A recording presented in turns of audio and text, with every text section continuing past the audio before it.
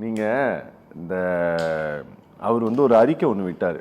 நீங்கள் அறிவு திருவிழா நடத்திய பிறகு ஒரு அறிக்கை ஒன்று விட்டார். பாரதியார் பாட்டு ஓடி விளையாடு பாப்பா மாதிரி ஒரு மேற்கோள் காட்டி ஒரு பாட்டு ஒன்று வெளியிட்டார். அதை இப்போ காஞ்சிபுரத்தில் நடந்த கூட்டத்தில் கூட அதே தான் பாடினார். நீங்கள் இந்த மீட்டிங்கில் இது வெறும் ஒரு சொல்லு தானே, இதை போய் எடுத்துகிட்டு பேசுகிறதா அப்படின்னு கூட நாங்கள் யோசித்தோம். ஆனால் இதை ஏன் இவர் சொல்கிறாரு அப்படின்ட்டு எங்களுக்கு தோணுனதுனால தான் இன்றைக்கி இதை தலைப்பாக எடுத்தோம். ஒரு ஜனநாயக நாட்டில் யாருக்கும் கட்சி ஆரம்பிக்கும் அதிகாரம் உண்டு. சரி, யாரும் ஆட்சி அதிகாரத்தை நோக்கி செல்லலாம் என்ற அதிகாரம் உண்டு. அவர்களுக்கு அந்த வாய்ப்பை கொடுத்திருக்கிறது இந்திய அரசியலமைப்பு சாசனம். எங்களோட கேள்வி அது இல்லை. நீங்கள் எந்த அரசியலை முன்னோக்கி பேசுறீங்க? உங்களுக்கான கள அரசியல் என்ன? நீங்கள் எதை நோக்கி களமாடுறீங்க? திமுக 1925ஆம் ஆண்டிலிருந்து திமுகவோட வரலாறு நம்ம பேசுகிறோம். 1925ஆம் ஆண்டு சுயமரியாதை இயக்கத்திலிருந்து இந்த வரலாறு நம்ம பேசிட்டு இருக்கோம். சுயமரியாதைங்கிறது சமத்துவம் சமதர்மம் அப்படின்னு சொல்லி இந்த அரசியல் நம்ம முன்னெடுப்ப 1925 திமுக ஆரம்பிச்சு. தொடர்ந்து 1947 திராவிட கழகம் சுயமரியாதை இயக்கம் திராவிட கழகமாக மாறுது. 1949 திமுக ஒரு கட்சியாக உருப்பெறுது. கட்சி ஆரம்பித்த உடனே திமுக ஆட்சிக்கு வந்துருச்சா? இல்லை, 18 ஆண்டுகள் அதுக்காக களமாடியது இந்த மண்ணிற்காக. என்ன மாதிரி களமாடிச்சு? 1952 குலக்கல்வி முறையை ராஜாஜி கொண்டு வந்த பொழுது அதை தீர்க்கமாக எதிர்த்தது இந்த மண்ணில். குலக்கல்வி முறையை அமல்படுத்த முடியாமல் ராஜாஜி விட்டுட்டு ஓடினார் பதவி விட்டுட்டு. இதுதான் திமுகவோட வரலாறு. ஒரு கட்சி ஆரம்பிக்கும் பொழுதே தேர்தலில் போட்டியிடறதுக்கு முன்னாடியே தேர்தலில் போட்டியிடலாமான ஒரு கருத்து கணிப்பு கேட்டு தேர்தலில் போட்டியிட்ட இயக்கம் திமுக. நீங்கள் எடுத்த உடனே திமுக மாதிரி நீங்கள் வந்துடலாம். இல்லை, நீங்கள் இப்போ பேசும்போது சொன்னார், நீங்கள் எடுத்தடுப்பில் நீங்கள் ஆட்சிக்கு வரீங்களா? அன்னைக்கு எங்களோட துணை முதல்வரை பற்றி இப்போ பேசினார். இப்போ நீங்கள் உடனே ஆட்சிக்கு வரீங்க, உடனே துணை முதல்வராக வரீங்க அப்படின்ற கருத்தெல்லாம் எடுத்து முன்வச்சார். என்ன மாதிரியான அரசியல் பேசுகிறாங்க? நீங்கள் இந்த இடத்துல நின்று சேப்பாக்கம்ன்ற தொகுதியில் நின்று வெற்றி பெற்று மக்களால் தேர்ந்தெடுக்கப்பட்ட ஒரு சட்டமன்ற உறுப்பினர். எந்த தேர்தலையுமே போட்டியிடாமல் நாங்கள் ஒரு கட்சியாக மட்டும் பதிவு பண்ணிட்டு, அதுவும் தேர்தல் ஆணையத்தால் அங்கீகரிக்கப்படாத ஒரு கட்சி, வெறுமனே அந்த ஒரு அடையாளத்தை மட்டும் வச்சுக்கிட்டு நாங்கள் இந்த மண்ணுக்கான அரசியல் பேசுகிறோம்னா, இந்த மண்ணில் என்னென்ன பிரச்சனைகள் நடந்துட்டு இருக்கு, என்னென்ன பிரச்சனைகள் முத்துப்பாண்டி பேசும்போது சொன்னார், பாஜக திமுகவுக்கு அரசியலை பேச தெரியாது அப்படின்னு. இது என்ன மாதிரி அபத்தம்? இந்த மண்ணுக்கான அரசியல் என்ன நடந்துட்டு இருக்கு? நம்மளை சுற்றி என்ன மாதிரியான வலைப்பின்னல்கள் இருக்கு? இந்த மண்ணோட உரிமைகள் எப்படி மறுக்கப்பட்டு இருக்கு, சிதைக்கப்பட்டு இருக்குன்றது தான் திமுக பேசிட்டு. இந்த அரசியல் முன்னெடுப்பு ஏதாவது சுற்றி இருக்கு உங்களுக்கு தெரியுதான்னு கேட்டால், திமுக எதிர்ப்பு மட்டும்தான். மாநில அரசியல் பொறுத்தவரையும் திமுக எதிர்ப்பு மட்டும்தான் இவங்க வீரியமாக பேசிட்டு இருக்காங்க. திமுகவுக்கு எதிர்ப்பு நாங்கள் மட்டும்தான் அப்படின்னு விஜய் ஒரு பிம்பத்தை கட்டமைக்கிறார். திமுக அதிமுக கிடையாது தான் போட்டி, திமுக அசுர பலத்தோடு இருக்கு அப்படின்னு திமுக அதிமுக மட்டும்தான் போட்டின்னு அதிமுக கட்டமைக்கும். திமுகவை எதிர்த்து தான் நாங்கள் அரசியல் பண்றோம்னு சீமானண்ணா சொல்றாரு. அப்ப திமுகன்ற கட்சி பிரதானம், அது முன்னெடுக்கிற அரசியல் பிரதானம். ஆனா இவங்க எல்லாம் அதுக்கு பின்னாடி போய் ஒளிஞ்சிட்டு வெறுமனே திமுக மேல குற்றம் சுமத்தணும்னா என்ன சுமத்த முடியும்? குடும்ப அரசியல் தான். ஆமா, குடும்ப அரசியல் தான் இது, கொள்கை சார்ந்த குடும்ப அரசியல். வேற என்ன ஊழல் சொல்லுவேன்?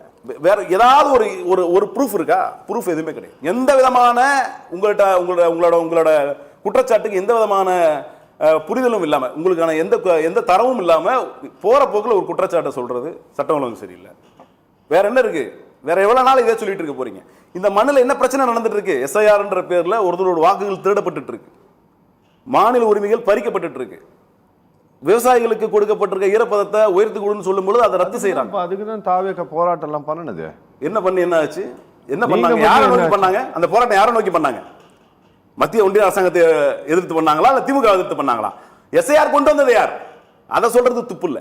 எஸ்ஐஆர் கொண்டு வந்தது யாருன்னா பாஜக எதிர்த்து போராட்டம் பண்ணுவானா, களத்துல திமுக எங்க வாக்குகளை பறிக்க பாக்குது அப்படின்னு. திமுக என்ன மாதிரியான புரிதல் சார்? திமுக தாவேகாவை எதிர்க்க தொடங்கி விட்டதா? இவ்வளவு நாள் அவங்க சொல்லிட்டு இருந்தாங்க சார். அவங்க தான் நாங்க எங்களோட பார்வையில இருந்து அரசியல பேசுறோம். இப்ப யாரையும் எதிர்நோக்கணும்னு அவசியம் இல்லை, யாரையும் எதிர்க்கணும்னு அவசியம். நாங்க செய்த சாதனைகளை பேசுறோம், எங்களோட பார்வையில இருந்து அரசியல் பேசுறோம். இவ்வளவு நாளா அமைதியா இருந்துட்டு இப்ப ஏன் பேசுறீங்க? இப்ப அறிவு திருவிழான்னு ஒண்ணு நடந்தது, அதனால அந்த அறிவு திருவிழாவுக்கு முக்கியத்துவம் சார்ந்த கருத்துக்களை நாங்க சொல்றோம். அறிவு தான் முக்கியம், அறிவு தான் பிரதானம். எல்லாத்த விட பிரிக்க முடியாத சொத்து கல்வியும் அறிவும் தான்.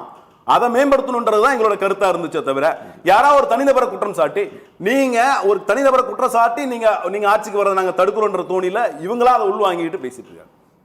துரை தமிழ்ச்செல்வன் ஏதோ அறிவு திமுகவில் இருக்கிறவங்களுக்கு மட்டும்தான் இருக்கிற மாதிரி அப்படி அப்படி இல்ல இல்ல இல்ல இல்ல அறிவு இருக்கிறவங்க அறிவு திருவிழா நடத்துறது அப்படிங்கிறதும், சுகாதாரத்தை பத்தி பேசும்போது கிருமிகளை பத்தி பேசாம இருக்க முடியாதுன்னு சொல்றதும், இதெல்லாம் என்ன அப்படின்னா நீங்க ஒரு ஹோல் பார்ட்டியவே அந்த லீடர்ல இருந்து அதை ஃபாலோ பண்ணக்கூடிய யாருக்குமே அறிவில்லை, எங்களுக்கு மட்டும்தான் இருக்குது அப்படிங்கிற ஒரு ஒரு ஒரு கட்டமைப்பை நீங்க திட்டமிட்டு உருவாக்கிட்டு இருக்கிறீங்க. அப்படி உருவாக்கணும்ன்ற எண்ணம் எங்களுக்கு இல்லை. நாங்க என்ன சொல்ல வரோம்னா அறிவு பிரதானம், அறிவு வயப்படுத்துங்க. சரி, அறிவு இப்ப உங்களை சார்ந்த அந்த குற்றச்சாட்டு யாருக்கு அது உறுத்துது இல்ல, யார் இந்த குற்றச்சாட்டு இப்ப குற்றச்சாட்டா எடுத்துக்கிட்டு இந்த இடத்துல அஃபண்ட் ஆகுறது யார்? துரை, இங்க என்ன பிரச்சனைனா துரை, இந்த பாஜக காரங்க வந்து ஏதோ பாஜகவுல வந்து பாஜக பண்றதெல்லாம் ஆதரிக்கல அப்படின்னா அவன் தேசபக்தரே கிடையாது, அவன் தேச துரோகின்னு சொல்ற மாதிரி நீங்க ஏதோ திமுகவை சப்போர்ட் பண்ணாதவன் அத்தனை பேருமே அறிவில்லாதவங்கிற மாதிரியே இல்ல பேசிட்டு இருக்கிறீங்க. அந்த கருத்தை முன்வைக்கல. எல்லாத்த தாண்டிட்டும் அறிவு பிரதானம். நீங்க எந்த தொண்டர்களா இருக்கட்டும், எந்த கட்சியா இருக்கட்டும், உங்க தொண்டர்களை அறிவுயப்படுத்துங்கன்னு சொல்றேன். இத தனிப்பட்ட முறையில தனிப்பட்ட தாக்குதலை எடுத்துக்க வேண்டிய கட்டாயம் நேரடியாகவே தான் சொல்றீங்களா? தாவேக்காவை நேரடியா சொல்லல, இல்ல பொதுவா சொல்றீங்க. பொதுவான கருத்து. யார் அஃபண்ட் ஆகிறா அதுக்கு? இது யார் இதுக்கு அஃபண்ட் ஆகிறான்றதா நீங்க பாக்கணும். இப்ப நாங்க யாரை நோக்கியும் குற்றம் சுமத்தல, யாரை நோக்கியும் கை நீட்டி நீ இப்படின்னு நாங்க சொல்லல. ஆனா இது யாருக்கு அஃபண்ட் ஆகுது, யார் இதுக்கு உறுத்தலுக்கு உள்ளாகிறாங்க அப்படின்னா நீ என்ன நோக்கி தான் சொல்ற அப்படின்னு யார் இந்த இடத்துக்கு ஆளாகிறா? இதை யாரை நோக்கியும் கருத்தை ஒரு தனிப்பட்ட நபரோ ஒரு தனிப்பட்ட கட்சியை நோக்கியோ ஒரு தனிப்பட்ட தலைவரை நோக்கியோ சொல்லப்படுகின்ற கருத்து அல்ல. இது பொதுவான கருத்து. எல்லாருக்கும் தாண்டிட்டு அறிவுயப்படுங்க.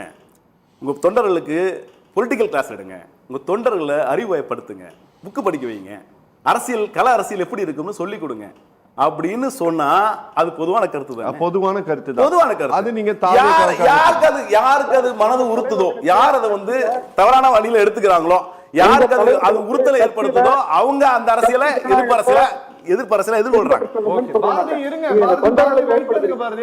பாரதி வெயிட் பண்ணுங்க.